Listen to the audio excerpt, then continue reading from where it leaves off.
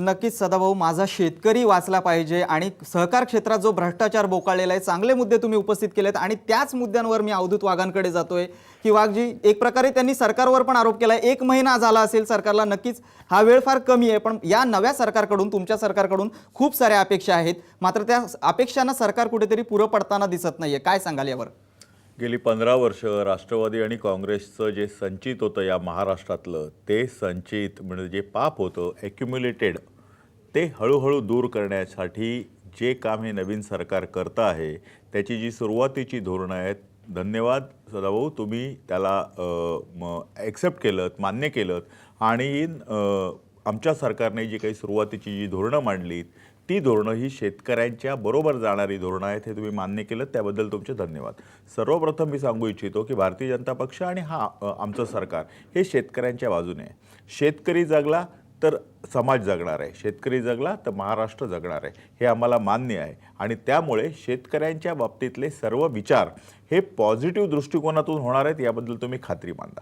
पण त्यासाठी कुठच्याही प्रकारे तुम्हाला तरी कायदा हातात घेण्याची गरज नाही आहे, कारण तुम्ही म्हणजेच सरकार, यू आर द स्टेट, तुम्ही एनडीएचे घटक पक्ष आहात, राजू शेट्टी साहेब सुद्धा खासदार आहेत, तर त्याच्यामुळे आता तुम्ही विरोधी पक्षाच्या मानसिकतेतून सत्ताधारी पक्षाच्या मानसिकतेमध्ये येऊन सत्तेमध्ये बसून हे प्रश्न सोडविण्यासाठी तुम्ही प्रयत्न करावेत, अशी माझी पहिली आपल्याला एक विनंती राहणार आहे. आता प्रश्न असा आहे की ह्या संपूर्ण चर्चेचे 2 गोष्टी आहेत. जे आतापर्यंत राष्ट्रवादी आणि काँग्रेसच्या घराण्यांनी सहकारी साखर कारखाने आपली बटीक बनवून शेतकऱ्यांना लुबाडून गडगंज पैसा जमवला, स्वतः BMW आणि मर्सिडीज गाड्या उडवणारे कारखानदार आणि तिकडे तुम्ही जसं म्हणालात की ज्याचं टायर पंक्चर आहे अशी सायकल चालवणारे ऊस उत्पादक शेतकरी, ही एवढी विषम लढाई आपल्याला जर लढायची असेल तर मला काही स्वतःलाच पडलेले प्रश्न आहेत. ते पहिले प्रश्न असे की आपल्याबरोबर शेतकरी संघटना आहे, हे शेतकरी सहकारी साखर कारखाने आहेत, आपण कुठच्याही घराण्याला बांधील न राहता हे सर्व साखर कारखाने आपण स्वतः आपल्या ताब्यात घेतले पाहिजेत. या सहकारी साखर कारखान्याचा मालक आपला शेतकरी झाला पाहिजे आणि मग ऊस उत्पादक शेतकऱ्याला पैसे किती द्यायचे पण तोच शेतकरी ठरवणार. मूलतः सहकाराचा गाभा आणि तत्वच ते होतं. मग कसं गेलं बरं हे सहकार महर्षींच्या ताब्यात, शेतकऱ्यांच्या ताब्यातला हा संपूर्ण व्यवसाय हा गेलाच कसा काही ठराविक घराण्यांच्या ताब्यात, आणि मग ह्या घराण्यांनी शेतकऱ्यांना वापरून, ऊस उत्पादक शेतकऱ्यांना वापरून, तुम्ही म्हणालात त्याप्रमाणे ग्रामपंचायतीपासून मंत्री पदापर्यंतचा आपला प्रवास कसा केला, या सर्व प्रश्नचिन्हांचं उत्तर आपल्याला कालांतराने शोधावं लागेल, त्याच्या चौकशी कराव्या लागतील. तुम्ही जसं म्हणालात तसं एक परमनंट सोल्युशन नेहमी आपल्याला काढावं लागेल, पण तत्पूर्वी आता ताबडतोब आपल्याला ऊस उत्पादकच नव्हे तर सर्व शेतकऱ्यांचा दिलासा देणाऱ्या काही आपल्याला निर्णय घ्यावे लागतील. यासाठी आमच्या सहकार मंत्र्यांनी आदरणीय चंद्रकांत दादांनी, तुम्हाला माहितीच आहे की सांगितलं की जर FRP तुम्ही देऊ शकत नसाल तर तुमचे कारखाने तुम्ही बंद करा, आम्ही चालवतो. तुम्हाला जर कारखाने चालवता येत नसतील तर आम्ही चालवतो. आपण ही मागणी केली पाहिजे कारखानदारांकडे. जर तुम्हाला कारखाने चालवता येत नाही तर ते आम्ही चालवू, तुम्ही सोडून द्या. सहकारी साखर कारखाने चालवायचा ठेका काही तुम्ही घेतला नाही, आम्हाला चालू शकत नाही आम्ही असं पण नाहीये, आणि कोण तुमच्याकडे आरती घेऊन आलेलं नाहीये की सहकारी साखर कारखाने तुम्हीच चालवावेत. आमचा जो शेतकरी ऊस उत्पादक करतो, जो शेतकरी एक संघटना स्थापन करतो, त्या संघटनेतले कार्यकर्ते, तो ऊस उत्पादक शेतकरी, हे सुद्धा सहकारी साखर कारखाना चांगल्या पद्धतीने चालवू शकतील, हे दाखवण्यासाठी आता सर्वांनी एकत्र यायची वेळ आहे. आपण सर्व शेतकऱ्यांना एकत्र केलं, आता सर्व साखर कारखाने आपण आपल्या ताब्यात घ्यायची वेळ आलेली आहे. अवधूतजी, तुम्ही जो प्रश्न उपस्थित केला आता मगाशी, तुम्ही बोलण्याच्या ओघात हे सगळं मागच्या सरकारचं खापर आहे असं म्हणालात. याच प्रश्नाचं उत्तर जाणून घेण्यासाठी आपण औरंगाबादला जाऊयात. तिथे माजी साखर संचालक KE हरदास आहेत. हरदास साहेब, अवधूतजी गुप्तेंनी आताच, वाघ साहेबांनी आताच या ठिकाणी सांगितलं की राष्ट्रवादी आणि काँग्रेसचं सरकार जे मागचे साखर कारखानदार जे असतील यांच्याकडे मोठमोठ्या गाड्या आहेत, यांच्याकडे पैसा आहे, शेतकरी मात्र गरीब राहिलेला आहे, याला सगळं सर्वस्वी जे आहे ते मागचं सरकार जबाबदार आहे. तर काय सांगाल याच्यावरती? त्यांच्या आरोपामध्ये कितपत तथ्य आहे? नाही, माझं म्हणणं की आता सरकार आपल्या ताब्यामध्ये आहे तर त्यांना कारखाने घेण्याची संमती कशाला पाहिजे? सरळ सरळ प्रशासक नेमून किंवा या दोषी कारखान्यावर गुन्हे नोंदवण्यापर्यंतचे अधिकार आता प्राप्त झालेले आहेत आणि म्हणून तशा नोटीसही साखर आयुक्तांनी दिलेल्या आहेत.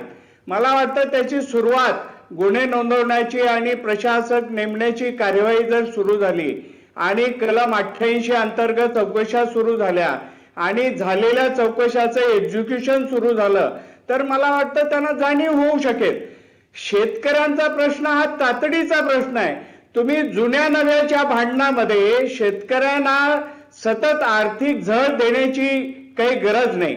आता केंद्र सरकारने जी फेअर अँड रेम्युनरेटिव्ह ज्याला FRP म्हणतो आपण की वाजवी आणि किफायतशीर किंमत घोषित केली आहे, त्याचे आदेश आहेत.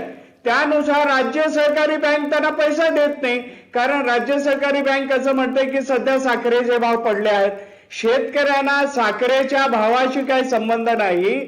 साखरेचं जे धोरण आयात निर्यातचं धोरण आहे हे केंद्र शासनाने ठरवायला पाहिजे की जर साखर कारखान्यांना निर्यात करून जर 4 पैसे जास्त मिळत असतील तर तसं त्यांनी धोरण ठेवून शेतकऱ्यांचा फायदा शेतकऱ्याला केंद्रीभूत ठेवून केंद्र व राज्य शासनाने निर्णय घेतल्याशिवाय मला वाटतं हा प्रश्न सुटत नाही. आणि आता तातडीचा प्रश्न आहे की बाजारभाव कमी असतील तर तुम्हाला जो 400-500 रुपये प्रति क्विंटल जी तूट येते आहे तेवढी तरी केंद्र आणि राज्य शासनाने भरून काढल्याशिवाय कारखाने देऊ शकत नाही बहुसंख्य.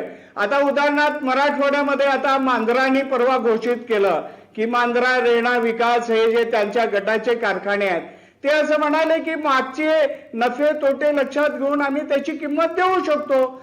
तसंच इतरही पश्चिम महाराष्ट्रातले बरेचसे कारखाने आता देऊ शकतात. तेव्हा पण असे काही अपवाद वजा जाता एक 5-25 कारखाने महाराष्ट्रातले बाजूला ठेवले तर उर्वरित 100-125 साखर कारखान्याची ही गंभीर समस्या आहे आणि ही काही आज केवळ तयार झालेली नाही. याचा सरकारने गांभीर्याने विचार केला पाहिजे. आणि काही खाजगी कारखाने आता नॅचरल शुगर सारखा कारखाना हा सर्रास सांगतो की आम्हाला जर सरकारने त्याबद्दलचे काही बंधनं नाही आणली आणि आम्हाला जर साखर निर्यातीला परवानगी दिली तर त्याची रास्त किंमत ते देऊ शकतात. तेव्हा मला वाटतं केंद्र सरकारच्या आयात निर्यात धोरणाचा हा परिणाम आहे. केंद्र आणि राज्याच्या टॅक्सेसमध्ये सवलत देण्याचा हा प्रश्न आहे. तो जर निर्णय झाला तर तातडीने तुम्हाला किमान आणि किफायतशीर दर देण्याची शक्यता आहे. अन्यथा हा वाद केवळ राजकारण याच्यामध्ये घुसवून हा वाद सुटणारा नाहीये. मला वाटतं सध्याच्या सरकारने आणि साखर आयुक्तांनी निपक्षपातीपणे शेतकऱ्यांची बाजू घेऊन त्यांचा जो योग्य वाटा आहे, पूर्वी जे स्टॅच्युटरी मिनिमम प्राइस नावाचा जो कायदा होता की किमान वैधानिक दर देण्याची बंदी होती ती आता काढून घेतली आणि त्याला आता FRP केलं आणि सरकार त्यामधून जे अलिप्त झालं त्यामुळे शेतकरी निराधार झालाय. शेतकऱ्याला कारखान्याच्या मर्जीवरती सोपवलं जात आहे. म्हणून कारखान्याचं मॅनेजमेंट शेतकरी जर सुज्ञ आणि शेतकरी संघटनांनी जर त्याला खरं बळ दिलं, त्यांच्यामध्ये सुद्धा जे मतभेद येतात की एक संघटना अमुक दर मागते दुसरी संघटना तमुक दर मागते, असं वाद न करता जे कायद्यानुसार आणि बाजार भाव लक्षात घेता जे जास्तीत जास्त दर देणं शक्य आहे आणि ते बंधनकारक आहे त्याचं काटेकोर पालन मला वाटतं केल्याशिवाय वाद न करता हा तोडगा सुटावा अशी सगळ्या शेतकऱ्यांची मागणी आहे. इथे स्वतः सदाभाऊ खोत सुद्धा आहेत. त्याबरोबर आमचे ॲग्रोवनचे निर्माता संदीप भुजबळ या ठिकाणी आहेत. सातत्यानं ते शेतकऱ्यांच्या प्रश्नावरती वार्तांकन करत असतात ॲग्रोवन बुलेटिनच्या माध्यमातून. त्यांचे काही प्रश्न आहेत की शेतकऱ्यांना नेमके कुठले प्रश्न भेडसावत आहेत आणि हा वाद कशा प्रकारे तोडगा काढावा या संदर्भात संदीप भुजबळांना मी विचारणा करेन की भुजबळ यावर काय प्रतिक्रिया द्याल? मयुरेश, आता जर पाहिलं आपण तर ऊसाची जी शेती आहे तिचा वाढलेला उत्पादन खर्च हा दिवसेंदिवस म्हणजे दरवर्षी वाढत चाललेला आहे आणि उत्पादन खर्चावर आधारित हमी भाव हीच शेतकरी संघटनांची आणि शेतकऱ्यांची मागणी आहे आणि तो त्यांना मिळवण्यासाठी खूप झगडावं लागतं. गेल्या अनेक वर्षांपासून झगडावं लागतंय. यंदा सरकार बदललं राज्यात आणि देशामध्ये तरीसुद्धा शेतकऱ्यांचा झगडा काय म्हणजे शेतकऱ्यांचं भांडण करण्याचं जी त्यांच्यावर वेळ पुन्हा पुन्हा येते. सरकारसोबत असेल, प्रशासनासोबत असेल, कारखानदारांसोबत असेल. शेतकऱ्यांचं एकच म्हणणं आहे की आमचा उत्पादन खर्चावर आधारित हमीभाव देण्यासाठी तो आमचा जो हक्काचा आहे तो तरी आम्हाला वेळेवर द्या, तेवढ्यासाठी तरी भांडणाची वेळ आणू नका, एवढी शेतकऱ्यांची माफक मागणी आहे. मयुरेश. संदीपजींनी खूप चांगल्या पद्धतीने सांगितलं की शेतकऱ्यांची माफक अपेक्षा आहे की आम्हाला जगू द्या. आपल्याला याच विषयासंदर्भात पंजाबराव पाटील आहेत औरंगाबादवरून, त्यांच्याशी सुद्धा बातचीत करायची आहे. मात्र इथे एक छोटासा ब्रेक घेऊयात. कुठेही जाऊ नका, पाहत राहा आवाज महाराष्ट्राचा.